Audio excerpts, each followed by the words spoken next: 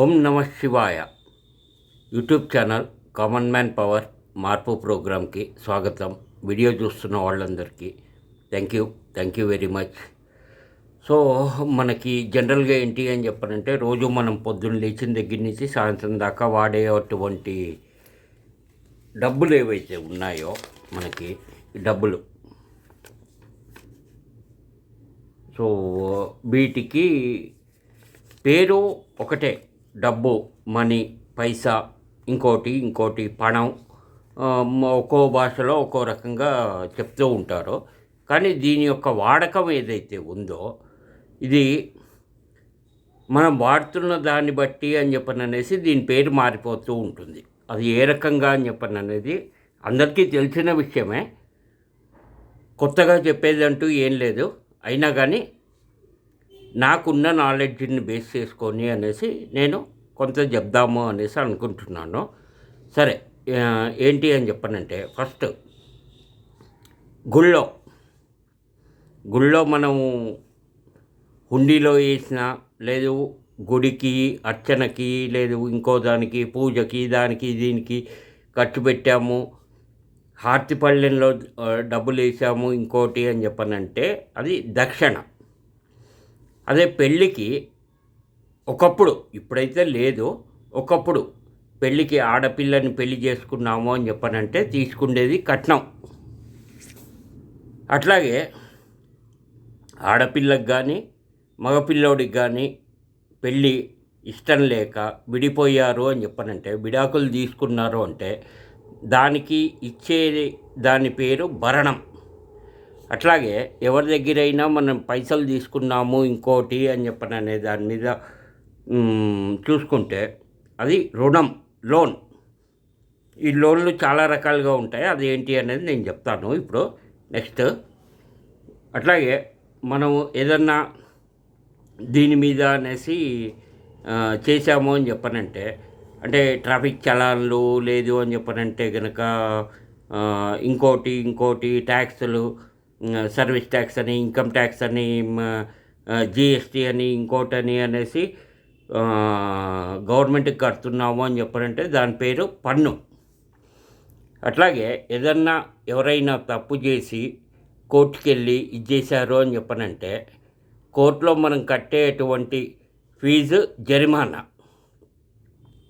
So అదే దీని మీద అని చెప్పననేసి బ్యాంక్ నుంచి మనం తీసుకున్నాము డబ్బులు అంటే అది హౌసింగ్ లోన్ కావచ్చు, వెహికల్ లోన్ కావచ్చు, పర్సనల్ లోన్ కావచ్చు, క్రెడిట్ కార్డ్ లోన్ కావచ్చు, లేదు మన ఫ్రెండ్స్ దగ్గర ఎవరి దగ్గరైనా మనం డబ్బులు తీసుకున్నాము, లేదు మనం ఇచ్చాము అన్నా ఏదైనా కానీ దాన్ని లోన్ కింద కన్సిడర్ చేస్తాం. మనం డబ్బులు ఇచ్చాం కాబట్టి మళ్ళీ మనకి వెనక్కి రావాలి, లేదు తీసుకున్నాం కాబట్టి వెనక్కి ఇవ్వాలి అనేసి. అట్లాగే స్టేట్ కానీ సెంట్రల్ గవర్నమెంట్లో కానీ, లేదు ఇంకో రకంగా ప్రైవేట్లో కానీ ఎక్కడైనా కానీ ఇల్లీగల్ పనులు చేసి లేదు చెయ్యటానికి అని చెప్పననేసి మనం ఇచ్చేది లంచం. సో భ్రష్టాచార్ అంటారు కదా, లంచగొండితనము అనేసి హిందీలో భ్రష్టాచార్ అంటారు, తెలుగులో లంచగొండితనం అంటారు. సో ఆ రకంగా ఉంటుంది. అట్లాగే మనం స్కూల్లో కానీ కాలేజీలో కానీ లేదు ఇంకో దగ్గర కానీ మనం కట్టేదాన్ని ఫీజు అని చెప్పననేసి అంటాం. అట్లాగే హాస్పిటల్లో కూడా అడ్మిట్ అయ్యారు ఏదన్నా ఇష్యూ మీద, లేదా డాక్టర్ దగ్గరికి వెళ్ళాము ఇంకోటి అని చెప్పనంటే కనుక దాన్ని కూడా డాక్టర్ ఫీజు అంటాము, లేదు అని చెప్పనంటే హాస్పిటల్ ఛార్జెస్ అంటాము, ఇంకోటి అంటాము.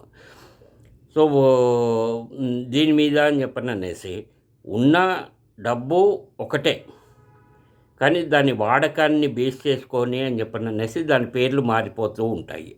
అట్లాగే ప్రతిరోజు మనం పెట్టేటువంటి ఖర్చులు, ఇంటికి కావాల్సిన ఖర్చులు ఇన్ ద సెన్స్ బియ్యం, పప్పు, ఉప్పు, నూనె, ఎక్సెట్రా, బండిలో పెట్రోల్ పోయించేది కావచ్చు, లేదు అంటే టెలిఫోన్ రీఛార్జీలు కావచ్చు, కేబుల్ రీఛార్జీలు కావచ్చు, ఇంకా మనం ఏదైనా ఊరెళ్ళాలి అని చెప్పనంటే బుక్ చేసుకుంటే బస్సు, ట్రైన్, ఫ్లైట్ టికెట్లు కావచ్చు, ఇంకోటి కావచ్చు, కొనుక్కుండే బట్టలు కావచ్చు, ఇవన్నీ కూడా మనకు ఖర్చులు, ఎక్స్పెండిచరు.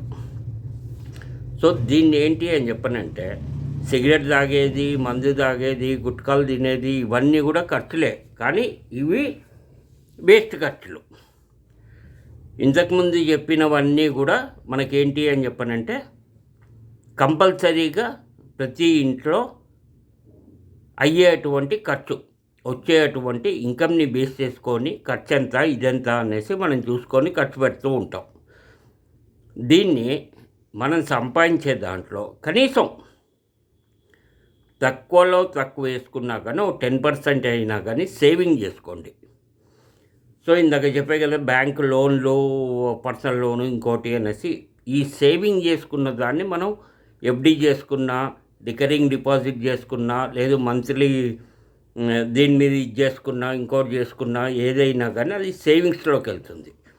అట్లాగే గవర్నమెంట్ ఆఫీసుల్లో ఉన్న వాళ్ళకి గవర్నమెంట్ ఇచ్చేటువంటి pensions, old age pensions private వాళ్ళకి, లేదు వితంతు పెన్షన్ అని, లేదు పిల్లలకి ఇచ్చే ఫీజు రీఎంబర్స్మెంట్ అని. సో ఇట్లా ఇవన్నీ నాకు తెలిసినవి, ప్రతిరోజు జరిగేవి అని చెప్పననేసే బేస్ చేసుకొని నేను చెప్తోంది.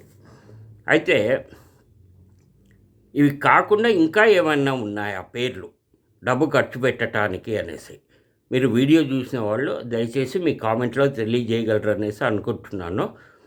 తెలియజేస్తే ఇంకా పేర్లు ఎన్ని ఉన్నాయి డబ్బుకి అని చెప్పననేసి మిగతా వాళ్ళకు కూడా తెలుస్తుంది. Thank you very much. మంచి వాళ్ళందరూ బాగుండాలి, మంచి వాళ్ళే బాగుండాలి. Thank you.